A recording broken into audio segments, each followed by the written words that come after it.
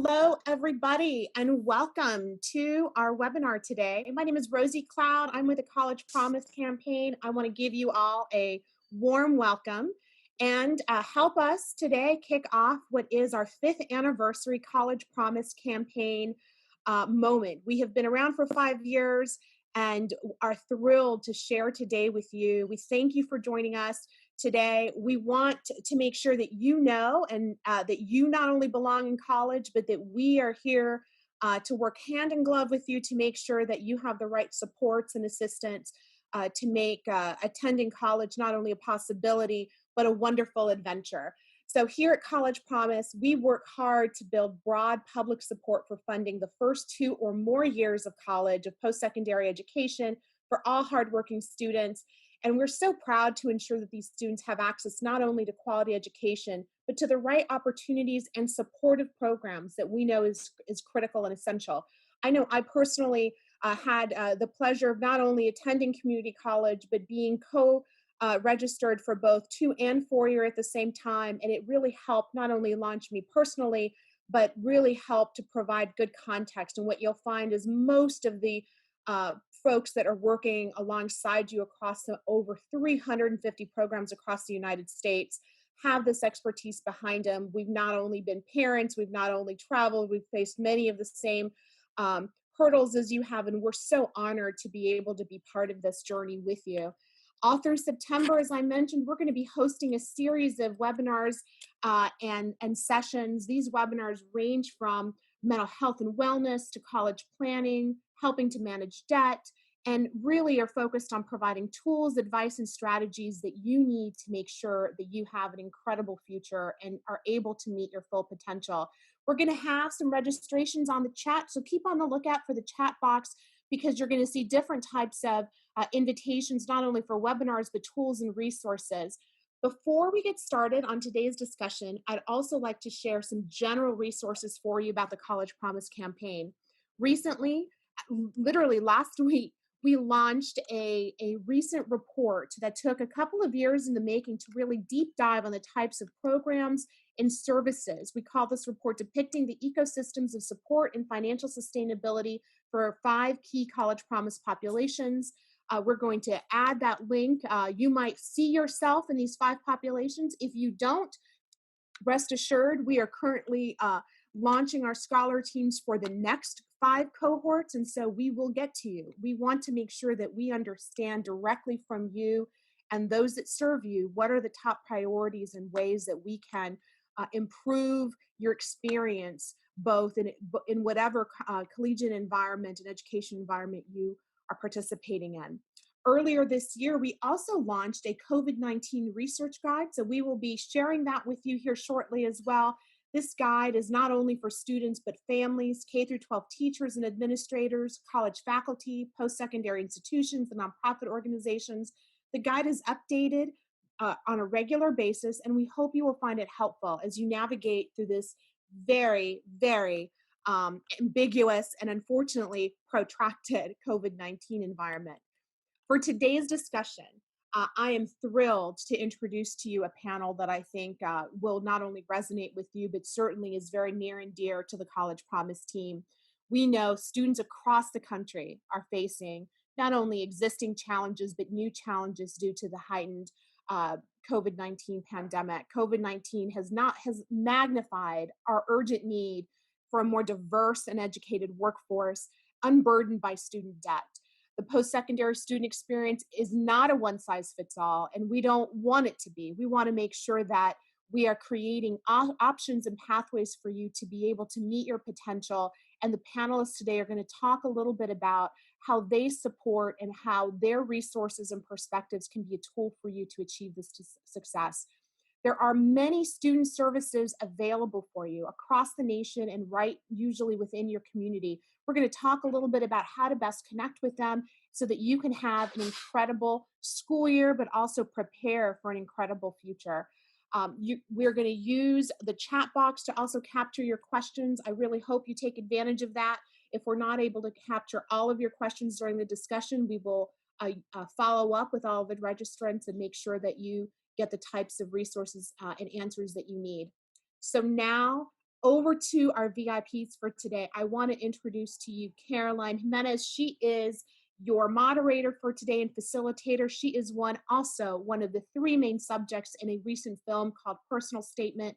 She was one of the leaders of Personal Statement film, and she has been leading a national campaign called We Belong in College.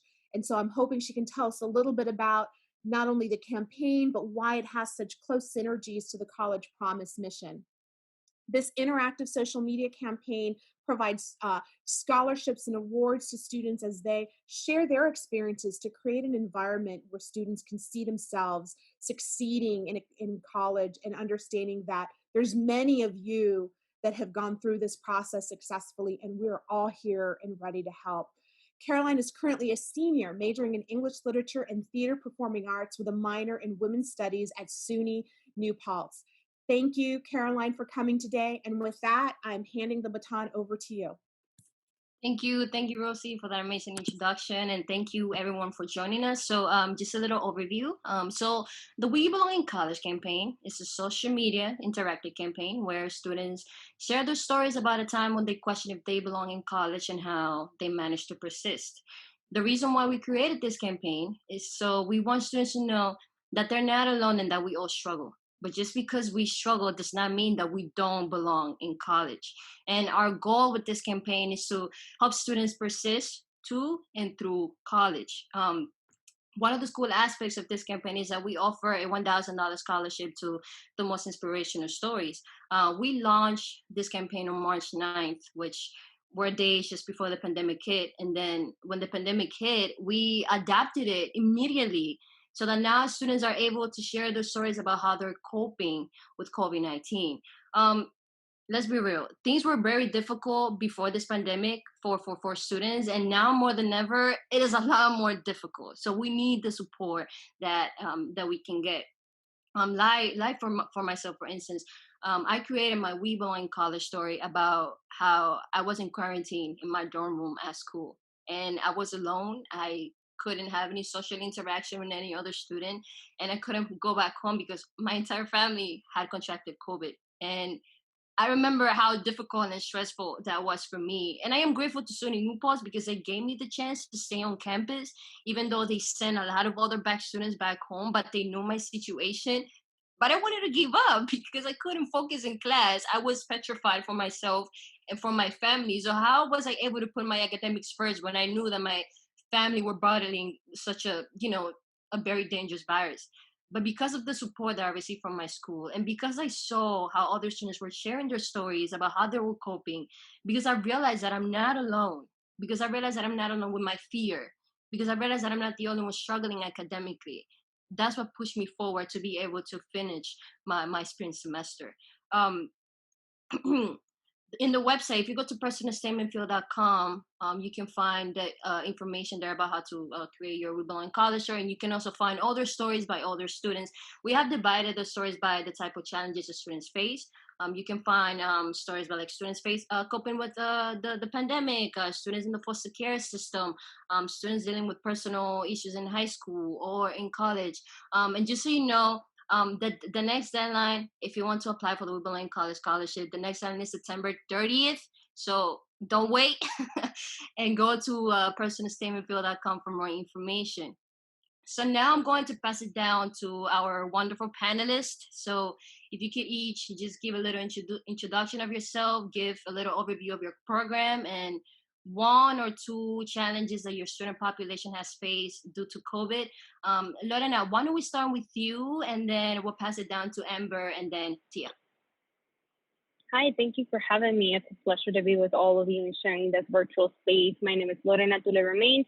I'm the co-founder and chief strategy officer at M-Schools. And at M-Schools, we support educators on creating safe and welcoming spaces for undocumented and immigrant families.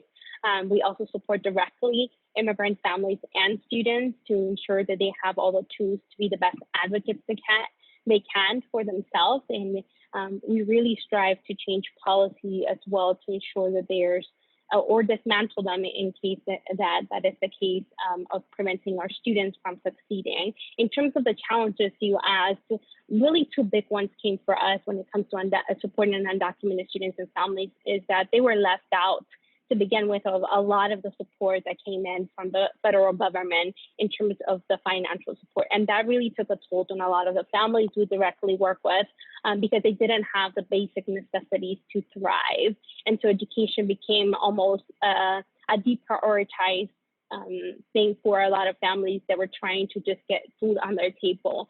So when we think about that, a lot of the organizations, a lot of the responsibility fell back on a lot of organizations, such as in schools, on providing support to undocumented students, and really thinking about what systems and what support comes out oftentimes leaves out undocumented families and students who are trying to pursue higher education or just trying to thrive in this country. So we are running a little bit over time, so we're gonna move to the other question, but then if we have more time at the end, we'll get back to the first question. So the next question I have for you guys is, how can students move into the driver's seat to take control of their education? How can students claim their education? Amber, why don't we start with you, and then we can go to Tia. Sure. So I'm Amber Angel. I'm the program coordinator at Los Angeles Valley College Family Resource Center. We are the only family resource center on a community college in the state of California, and we support student parents. So just really quickly with COVID, obviously we're all facing, you're all aware of the challenges related to remote learning for yourself. Now imagine also trying to Zoom with 2 children, having access to computer, access to internet, doing it in a small space. And so our students are facing a lot right now. Similarly, Lorena, with food and housing insecurity as well. We found out 70% of our student parents lost their jobs. So, when it comes down to family, as you explained to Karoline, like if you're choosing between family and school, family comes first. And so we're seeing that a lot. And so we are instituting some safety nets for student parents with non-credit classes so that they can just stay in school. So that they can continue to receive services while they're trying to just keep their head above water. And we have found it to be extremely successful. We have parenting classes to support our students, and we're encouraging children to attend as well virtually. And we talk about motivating students, but I feel like we're motivated. Student parents are very motivated. If they're spending time away from their family, it's for a good reason. So they just need a little bit of support. Yeah. Thank you for that, Amber. How about you, Tia?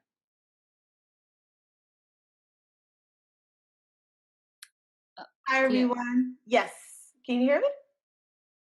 My name is Tia Ryans, and I'm the founding executive director of Fort House. Fort stands for Forcing Out Recidivism Through Education.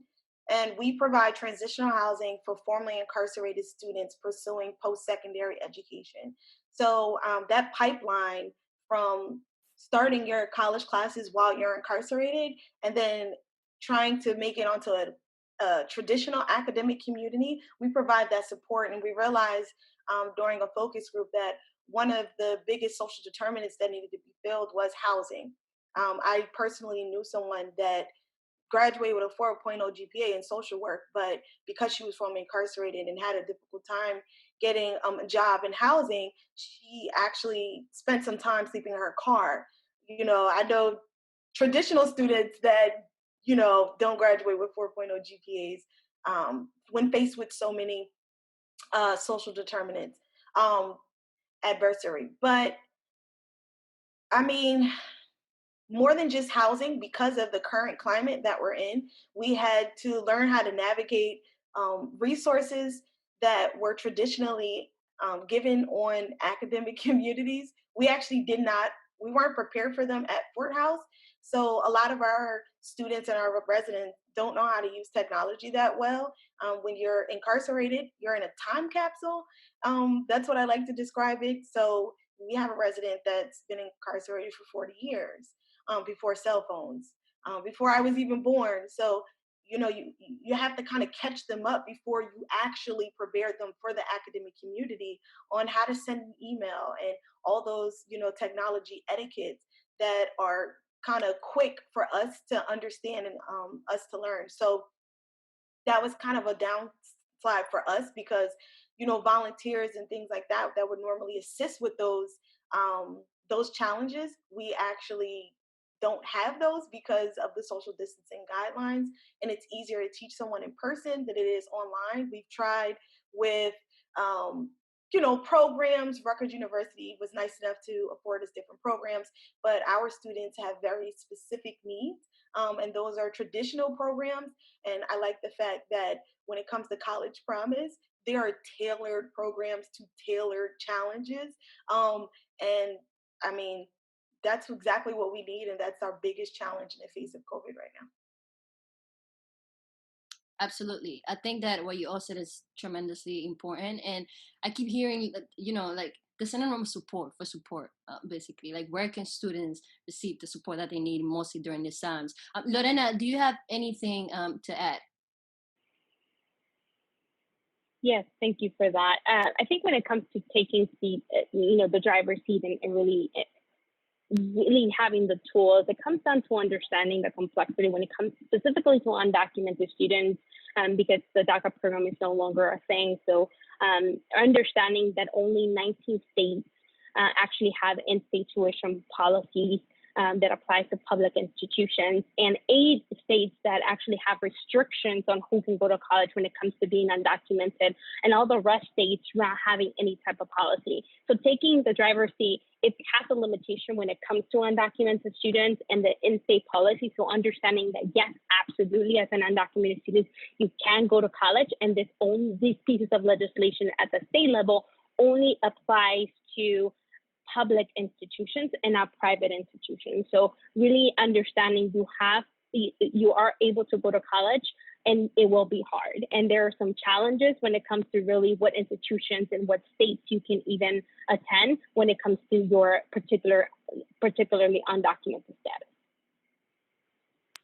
Absolutely. I think that, like, for me as a college student myself, I think that the most crucial thing right now for me is like thinking about the support that I can get and who I can go and talk to get the support, which is great. So to move to our next question. So our next question is, where can students go for support?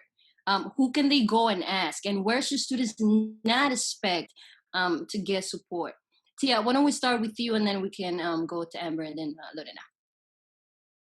Absolutely. So when so as a person that is formerly incarcerated, I get the challenges, and I served I was incarcerated as a teenager, and I served 10.5 years in prison. So I truly, truly understand every hurdle that our residents are going through. And just like you mentioned, you always want to reach out for support and not be judged, right? Because it's kind of difficult to explain that you don't know how to attach a document to an email when you're 30 years old, right?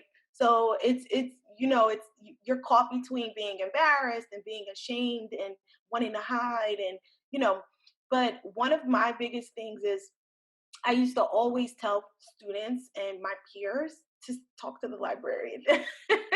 They know everything. Like, I think they are one of the most unused resources that I can explain. So if you're putting out a report, you say, hey, I'm thinking about these 2 books on this subject, and they'll say, no, I actually think you should go in this direction. So I used to always use them. And the thing, even in COVID, they have online set up prior to COVID. So that's a resource that you can still tap into no matter what. And also when it comes to expenses, college is super, super expensive. So this is pertaining to money, but you can get the books for free. I don't think students know that. You can get a lot of books for free if you just go through your library, and they will pull the books from different universities for you and bring it to you and have it delivered. So that's something. But as far as other support, I think it's peer support. It's support that people have gone through something. So being visible, letting people know that support exists. And as a person that, again, is formerly incarcerated, who did not have family support upon release, the reason Fort House was created from my personal experiences, and knowing the statistics with those without community support tend to recidivate in those first 3 to 6 months. Knowing all of that and having my personal experience, I know the magnitude of what just having a peer talk to you and walk through and not feel ashamed. So I think being visible in what we do, we're here talking about it now, but making sure that we're visible and we stand firm in the resources that we do offer and in a population that we are specific to, let students know, okay, this is a place that I can call home, that I can open up about anything, whether it be the librarian, whether it be about how to save money on books. And that's for any population. Tell every population, no matter what college promise population you belong to, books are free. But just making sure that our voices are visible, and that could be partnering with local political institutions, other academic institutions, even jobs, right? Because some people feel like, well, I have to go to a job and school's not an avenue. So just making sure that we're visible in all different parts of the community, not just the academic community. Yeah. I like that term that you use, being visible. Like the important, wow, that blew my mind. Absolutely important. Amber, let's go with you and then Lorena. It's, Tia, everything you just said, I could just say exactly for the student parent population. And I'm sure Lorena can say for Dreamers. It's phenomenal to me that there is still the stigma that community college in particular is 18-year-olds fresh out of high school that have their parents holding their hand. And the reality is that the demographic has changed. 29% of students on our college campus are raising young children in the home.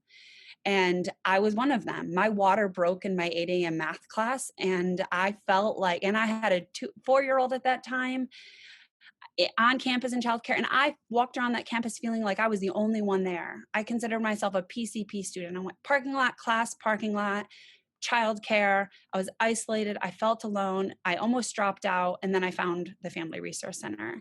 And, it shouldn't be unique. We shouldn't be the only one on a community college campus in a state that has 115 community colleges. It's insane.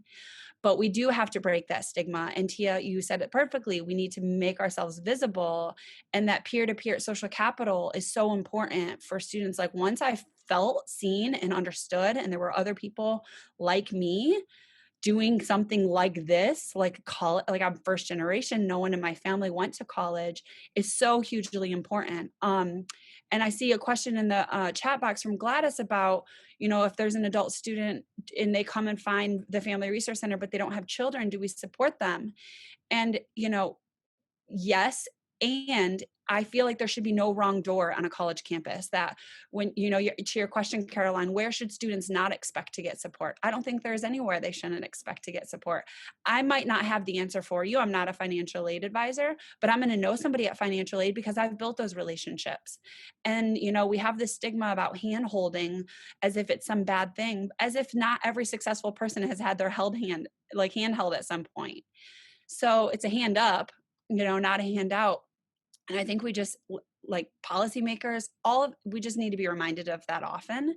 And so I love that in my work, almost every single one of our staff members was previously a student parent in the program. That's very important to be representative of those that we serve. And, realizing that students' lives outside of school impact their ability to be successful. So recognizing that, they can't sit in class and be successful in math class if they've got a child at home sick and their professor is not aware of that. And so we've created a toolkit that's on our website, which I would be happy to put in the chat box as well, on how other institutions could start to become more family friendly, to be thinking about these things for the students they serve. Thank you for sharing that, Amber. Absolutely important. How about you, Lorena? Yeah, when it comes to resources, I think it's important to understand that the history of higher education at a foundation is not designed to support a lot of our Black, Indigenous, undocumented people of color. And so coming from that, right, there's like systems that are just not designed for us, and never taken into account specifically for the population of undocumented. I myself was an undocumented student and felt like I was tossed around different departments because nobody knew what to do with undocumented students and trying to figure it out. So understanding that, yes, it's important to reach out to folks, professors, folks do not take no for an answer, and understanding that it comes with this bravery to be able to share that part of your identity and who you are, and some trauma that comes with that, right? And a lot of institutions are just not prepared, or educators are not prepared to adequately support and understand the lived experience of our undocumented students. And so with that, right, reaching out might also mean not giving answers, right? So a lot of what my colleagues have shared, especially when it comes to undocumented students, and to echo what Amber ended on, right? This understanding of, what is happening across so much anti-immigrant rhetoric and how that impacts anti-immigrant laws that are being in active ICE detentions, that it's impacting the students we are serving, right? So coming into the classroom might also mean coming with the fear that the moment they were caught, they can be detained, right? So really understanding the resource has to go beyond just the classroom, and mental health, childcare are all components and safe spaces that might exist or not exist have to be part of it. And part of it is asking for resources as undocumented students. Part of it is the institution not having those, and understanding there's a lot of work to be done, and there will be some frustration on just not getting the right answers or the right people that are adequately prepared to understand this as part of the process. Yeah, absolutely. I remember myself like going to the financial aid looking for answers, and then they would send me to like another office because I didn't know. Very frustrating looking back. So for our next question, what changes have you made in the short term to address the immediate needs of students? And what changes do you expect to make in the long term to address the changing needs of students? Lorena, why don't we start with you? Then we can go to Tia and then Amber. Absolutely. So short term, we've done a lot more partnerships with organizations around the 4 regions that we're in now, in San Antonio, Dallas, New Jersey, and New York.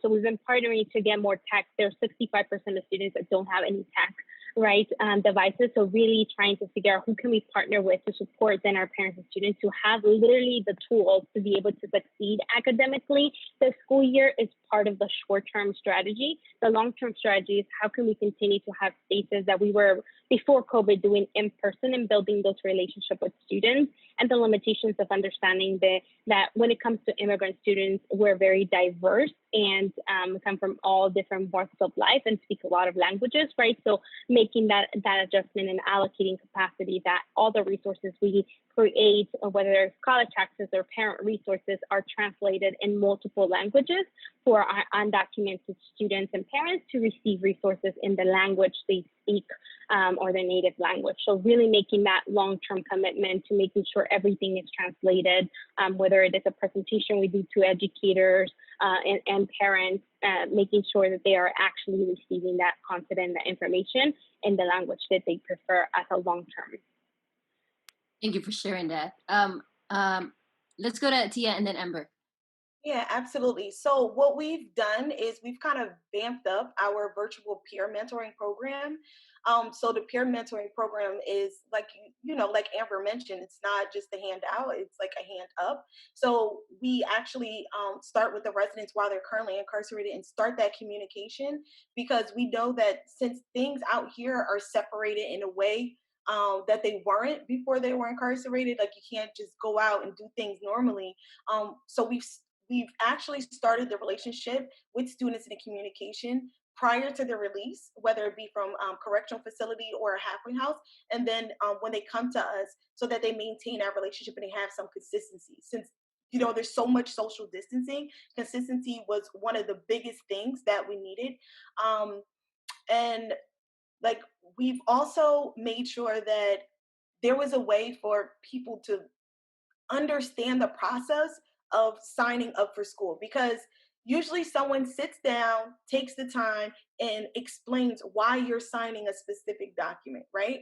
You're dealing with a population where the last time they signed a document was probably a plea deal, or they got a life sentence, or and beat the charge or whatever. So they're kind of sensitive when it comes to signing these documents. So normally we have someone that sits down and it's in a way more personable setting. So like we do have people like one of the staff here, like they've been more engaged as opposed to dealing with our partners that normally kind of take over that process. So we've actually taken on another part of the program that we normally don't do. And then we just vamped up our communication, because social distancing at a time when people are looking to have a connection because they're just recently released is a big thing. But understanding that paperwork was the main thing, because we want them to understand what they're getting into. What is the difference between a loan you pay back when you're not incarcerated, when you're during your academic career, and something that you don't have to pay back till 6 months after you graduate. Those are things that people need to know, and it's easier to explain when you're in person and what this means and what this means. But we've just basically vamped up that. We want to make sure that they understand everything. Again, the last time they signed a document, it could have been, for a sentence, and we want to make sure that they understand every single part of the process. So we've personally taken on something that we've actually outsourced to our partners for. That sounds amazing. I think that is very important work to do too, for those kind of students. Again, going back to like the word support, students need support now more than ever. Amber, how about you? Yeah, so some of the immediate support we've been working on or have worked on since March, since we all went remote, was just doing a lot of grant writing to get some financial support directly to students. And we figured out ways in which to do it that didn't count against their financial aid package. So to date, we've raised and distributed about $27,000 in direct aid to students via stipends. We have a social worker and a therapist on staff that we've increased their hours to full time so that we're doing outreach. We partnered with our nursing department on our college campus for students in their last year of nursing school who needed to get some internship hours to call and do wellness checks on our families, which was really, really successful because students were getting very bombarded by emails and access. So a phone call felt really nice to them. And our therapist does those as well to check on their children, because we found that our students are like less concerned about maybe necessarily a school question, more about like a family related question. So with that, we created a 2-gen non-parenting or non-credit parenting class so that students can just stay engaged and enrolled if maybe an academic class right now seems to be like too much. It keeps them enrolled as a student, which allows them access to some other things as well. And we've increased our partnerships in the community with a mentoring model. We partnered with a local mental health facility where we pay for mental health sessions for our students because our mental health center on our college campus has a really long wait list and they don't provide whole family mental health support. And then something new that we're embarking on, it starts actually next month. We received a grant through our county probation office to work with at-risk high school students. And specifically, we wrote it to work with pregnant and parenting teens to provide a pipeline into college as a safe space, like a soft entry point into community college. That will be done through the Family Resource Center. And we're going to have our student parents that are enrolled in our Scholar program serve as coaches and mentors to these incoming high school students. That sounds amazing. Thank you, all of you, for sharing those responses. I think that now more than ever, for students, and I'm talking from my own experience, personally, just knowing that there are people out there too who can support me. It makes me feel way better as a student because it motivates me to persist. So at this time, I'm going to ask our audience, if you guys have any questions, you can submit them in the Q&A session. We already have one question that I'm going to ask our panelists. So yes, submit your questions and we try to answer as many of them before the webinar ends. So this question is for our panelists. What are the most important next steps for high school seniors in their first month in grade 12? Who wants to start? Let's start with you, Lorena. Happy to. Thank you for the question. Yeah, it's important when we think about timeline and what needs to happen, especially when it comes to being undocumented, right? Because you think about for males, they have to enlist, for example, and have to receive a letter which needs to be submitted to the college or institution they're going to. So really understanding, one, what is the state I am in and what are the policies and what schools can I actually apply to or I'm being restricted to then identify what are the schools, whether that's a private or a public, depending on the state where you are, and what is the process that needs to happen. And when it comes to being undocumented, if there is a policy in the state what needs to be submitted in addition to, right, your application, your transcripts and all of that good stuff, which is standard admission process. When it comes to being undocumented in specific states, you might also need to submit, for example, an affidavit to the institution. Along with that, understanding really there's only 5 states out of the 9 states that allow that have institution policies that have state financial aid that is all on a first come, first serve basis. So really understanding the timeline when you need to apply. Is state financial support even available in my state where I am applying to when it comes to higher education, and knowing what dates needs to happen there, what additional paperwork needs to happen and is submitted for undocumented students to apply into college admission. So this is in addition to just the admission paperwork that happens for everybody else that might be applying into the tuition. So really understanding when it comes to financial aid, no federal support comes or is available to undocumented people, period. So really understanding what are the options financially for that to be a reality. And one great resource, and I'm happy to put it in the chat, is myundocumentedlife.org. That shares tons of resources when it comes to, there are not that many, I would say. So having that time to research in your senior year, hopefully before, what undocumented, what scholarships are available. It's a lot of them by default, unfortunately, require a social or require you to be a U.S. citizen or resident. So really understanding there's some limitations, but definitely it is possible to go to college when you are an undocumented student. Thank you so much for sharing that, Lorena. Amber and Tia, do you guys have anything to add? So we actually don't traditionally deal with people that are coming from high school to college, because there was a gap period of them being in high school and then coming to college. We deal with very non-traditional students.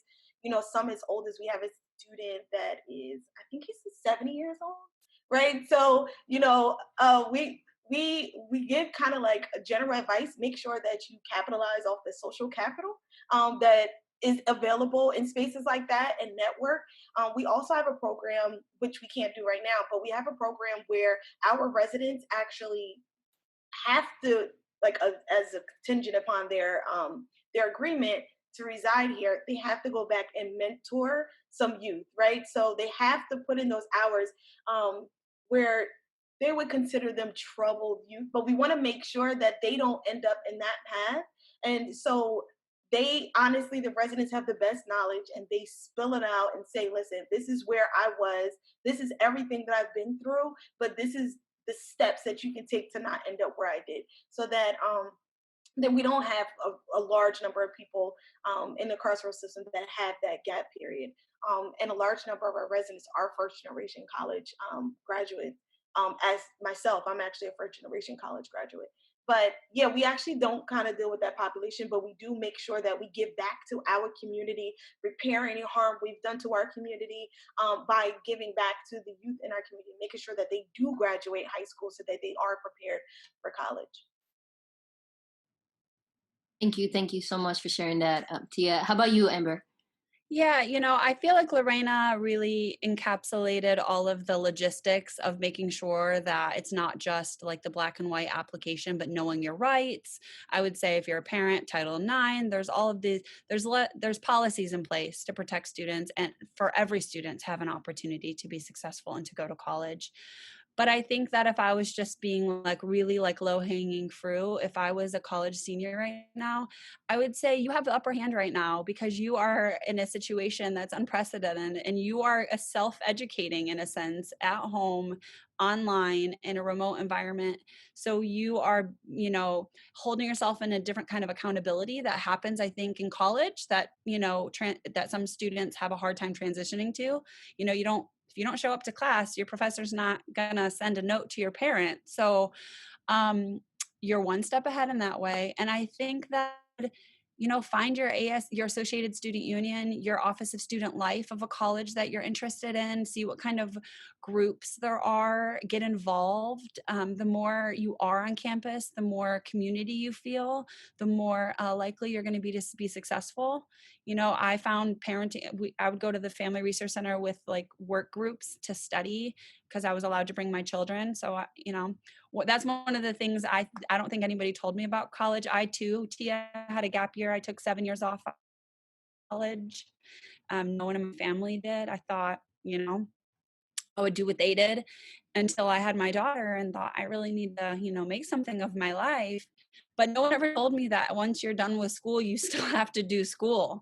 Like it didn't end. Like I had to come back and do group work. I had to come and, study and go to the library. So, it's hard now. You can't walk around to college. You can't see those things, but I would just do some exploring and see what's available to keep you feeling connected and to find other students who are interested in things that you're interested in. Yeah, absolutely. I think that the way that I like to see it is that now, even for first generation students, with COVID happening, the application process is a whole new kind of application process, because even the FAFSA application alone makes you want to drop out, So it's like we're living in a new kind of world that is full with a lot more barriers for high school students and for college students. And we have more questions from the audience, so let's jump right into them. So our next question is, what advice do you have for business leaders to help students belong in college and career? I'm sorry, before someone answers that question, I wanted to also say something because I know that it's overlooked oftentimes the emotional and mental health of students when they're entering college, especially for students who maybe went through bullying. And I always used to tell people that when you get to college, nobody cares what happened in high school, right? So when you're at that young age where you're very impressionable and things hit you a different way, right? You're trying to fit in. Everything is about being cool, about being this. When you get to college, it's a completely different environment. Like people aren't gonna pick on you because your shoes are a year old, right? Like no one. It's I just want to make that known because when kids get ready for college, it's like, oh my God, I just went through this in high school and I don't want to repeat it.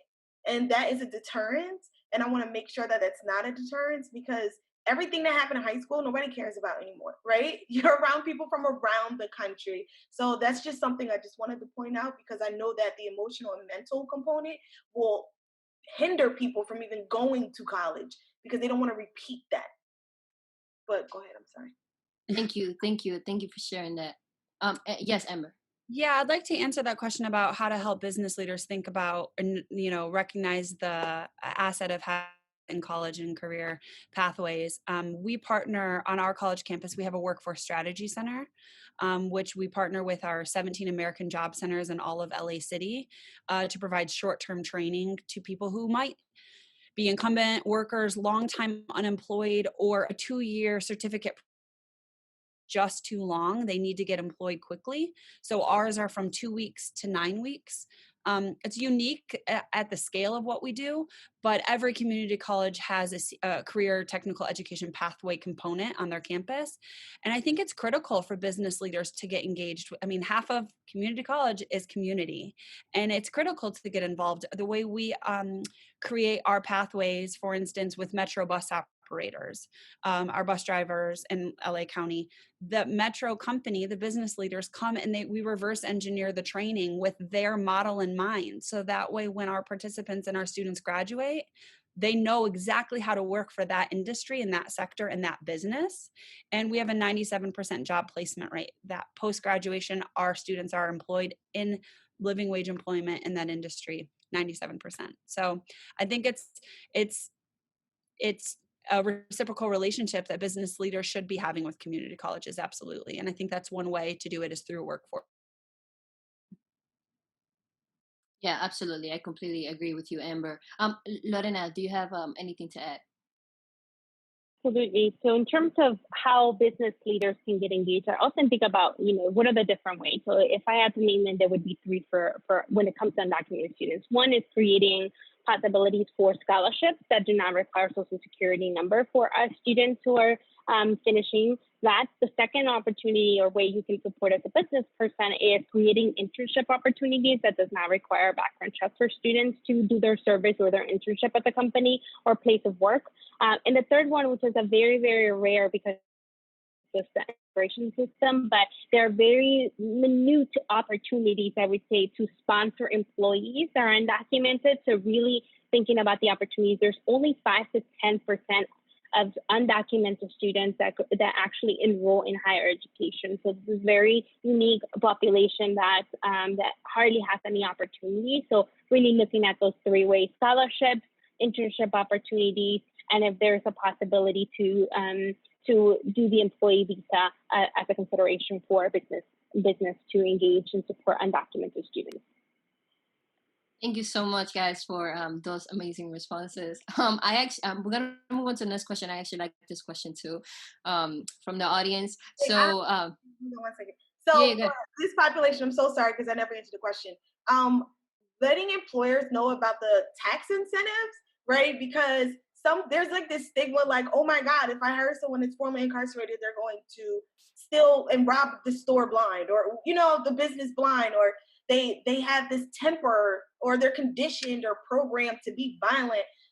Well, prison does have a criminogenic effect, like it's not rehabilitative at all. But so letting employers know about the tax incentives so that they can be more involved and more inclined to hire. Also understanding that just because you are incarcerated or formerly incarcerated, you did work and you have transferable skills, right? So if you did maintenance work while you're incarcerated, the walls are the same, the screws are the same, the tools are the same, right? So those are transferable skills. If you worked in a kitchen, the water is the same, it's food, it's pans, those are transferable skills. So noticing, just because there's a gap period, you feel like there's a gap period of employment out here, understanding that there's not actually a gap period. People have transferable skills, they have work. And what we do is when we help the residents work on their resumes, I'll give you a perfect example. Because there's like peonage going on in prisons, right? But there's a sewing company, right? And it's through, it's not public information. It's through DepCorp, right? So DepCorp pay you like 30 cents an hour to go sew something. And then when people get out, they're like, oh, I worked for, I did sewing while I was in prison. And I'm like, that's not what you put on there. You sewed for DepCorp, right? So, and that's how we make sure that the resume, so that people have a fair chance. And so employers understand that we shouldn't have to hide though. That's that's what I'm getting at. But there are transferable skills, and just making sure that employers are aware of the federal tax incentive, making sure that they understand that, and the way it works is, and I'm not going to get into the whole thing, but they might give you a portion of money for hiring someone that's formerly incarcerated for a specific amount of time. So they're like almost on a probation period. So they're paying you to take the risk. So, yeah. Thank you for sharing that too. And I apologize, I completely forgot they hadn't answered the other question. So I'm going to repeat this question from the audience. So from a service provider, right? How can I reach out to students who would otherwise reject help? Amber, you can go first, Amber. So this is something that I initiated when I hung out at the Family Resource Center a lot with my child because it was a safe space for me. And I hung out long enough until they hired me. But I've been there 7 years. And when I first started as a student worker, I was like, can I go into classrooms and talk to students and can I tell my story? Can I tell them about what's here? Because if they knew it, like if I didn't find out about it until my last semester before transferring, because my water broke on campus and like somebody told me, hey, you should do this. How different my experience would have been before that. So, whether or not you have a story individually to go and to share in classrooms, at chairs and directors meetings, at department meetings, find students, because oftentimes it's that storytelling and that personal connection that really, really draws students who would otherwise maybe feel the stigma or shame or hesitancy to reach out for help. Lorena and Tia, do you guys have anything to add? Go ahead, Lorena. I'll wait. Sure. When it comes to being a service provider, specifically, obviously, for my work, when it comes to engaging with students and families, really thinking of what systems do we have in place, and in reflecting and who are they made for, right? And because oftentimes we're making systems and experiences just out of privilege and not having this lived experience, right? So often think about, like, you know, when it comes to specifically K through 12 and beyond, right? Like, what do you ask specifically when you have a student come into your building? Is it that you immediately just ask for a driver license, right? And are you creating unwelcoming spaces by just the process and the systems that you have? And really thinking about, you know, echoing what Amber said about getting to know students who have these lived experiences and what the challenges are, to then better serve them. Ask them, right? What do you need? Is it that you need a physical space in the building, in the institution, to make sure that there are support and resources specifically tailored to you? You know, really getting to know that personal story, the students, and the proximity that brings to the understanding. When it comes to equipping folks that are supporting you, whether that's educators, professors, whether that's admin, or someone in the registrar's office, do they have any professional training that equips them to best support students, right? So they're not having to jump around. So really reflecting on what services am I providing? Are they excluding and erasing anybody when it comes to the service that we're providing as an institution, as a higher education? For us at MSchool, we think about a lot of what resources do we need to create to make sure we're meeting students and parents where they are, not where we think they should be at. Right. And part of that process is getting to work with students and parents, doing focus groups and understanding. So the solutions and the resource comes from them, and we're just supporting them and elevating their voices. So really having those two play out. What are the institutions I work with? Are folks equipped to do that? Are we listening to students and coming collectively with solutions from an organization perspective? The same is true. Yeah, and that sounds extremely important too. Thank you for that, Lorena. Tia, how about you? I would say definitely first, research like humanizing language, because before you do that, because it's how, you know, you learn in school. It's like, it's the difference between calling someone a former slave and calling someone a person, a man or a woman that was enslaved, right? So you know, when there's different language when you say inmate, convict, prisoner, things like that. So before you even approach this population, I would, or any population, right? Whether immigrant population, whatever, like humanizing language, that's like the first step in anything, I personally say.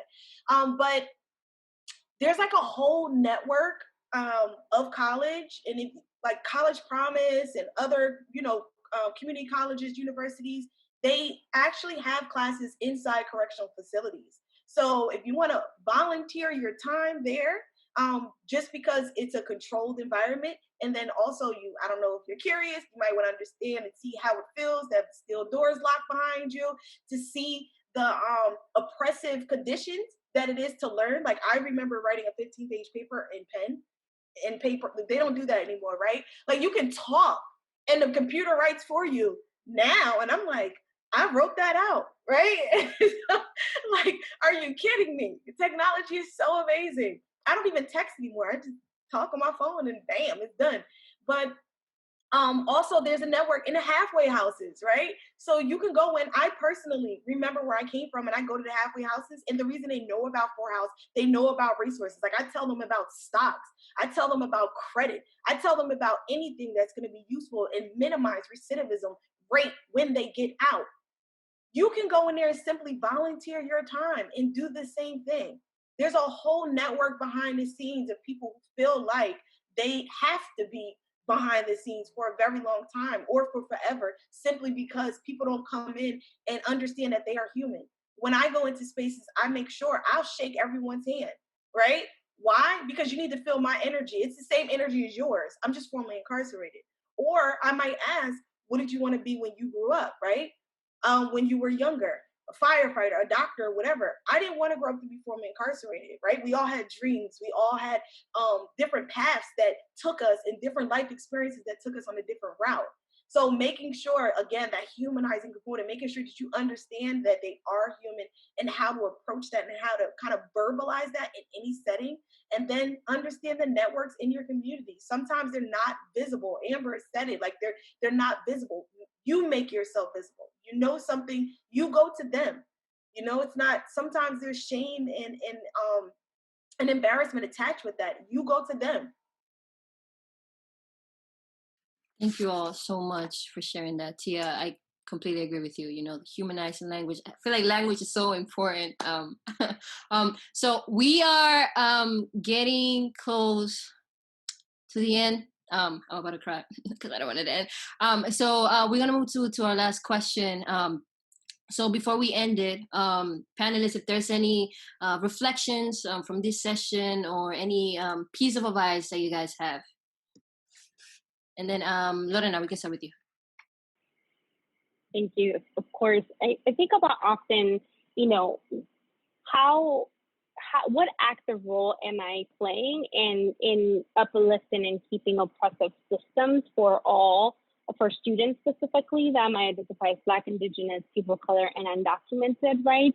And how am I part of keeping those things in place, right? And am I questioning why they're being excluded or completely erased?